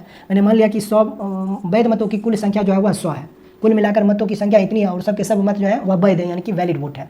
ये सभी के सभी मत जो है वह वैध है, यानी कि वैलिड वोट है। अब आगे सवाल में बोला गया है कि 62% जीतने वाले को मिलता है। अगर जीतने वाले को 62% मिलता है तो हारने वाले को 68% मिला होगा। अब जीतने वाला उम्मीदवार जो है ना वह कितना से चुनाव जीत जाता है, तो यहाँ पर बताइए, यहाँ पर हार और जीत का अंतर कितने होगा तो 12 में से 8 घटेगा तो हो जाएगा कितना, 4, ठीक है। 5 में से 3 घटेगा 2। यहाँ पर हार और जीत का अंतर 24% से हो रहा है, लेकिन वास्तव में हार और जीत का अंतर जो है वह 3540 मतों से हो रहा है। 24% अगर इतना है तो कुल मतों की संख्या कितनी होगी, 100% की वैल्यू कितनी होगी ये आपको पता करना है। अब 24% की वैल्यू अगर इतना है तो इसका 4 गुना से भी 4% ज़्यादा वैल्यू आपको चाहिए। तो ये कितना हो जाएगा ये बताइए, 15,000 के आसपास आपका उत्तर होना चाहिए। हाँ, ऑप्शन नंबर डी, एक ही ऑप्शन है ना, ऑप्शन नंबर डी, और ये तुम्हारा उत्तर हो जाएगा। हाँ, 24% इतना है तो 100% की वैल्यू कितना हो जाएगा, 3540 है ना, 35,640 है। अच्छा देखिए 35,640 है, तुक्का में भी हमारा आंसर सही निकल के आ रहा है। 24% इतना है तो 100% की वैल्यू हो जाएगा 1,48,500, 1,48,500 मत, यानी कि कुल मतों की संख्या इतनी हो जाएगी। तो दोस्तों आज की इस सेशन में ये क्वेश्चन नंबर 243 था। 242 रिपीट हो गया है, जो कि 238 में है, वही सवाल 242 में है। तो दोस्तों आज की इस वीडियो में हम लोगों ने परसेंटेज को कंप्लीट कर लिया है। अब हमारा नेक्स्ट जो टॉपिक होगा वो प्रॉफिट एंड लॉस का होगा, वो वीडियो है वो आपको कल से देखने को मिलेगा। तो चलिए सेशन को ख़त्म करते हैं यहीं से, मिलते हैं फिर नेक्स्ट सेशन में, तब तक के लिए बाय बाय।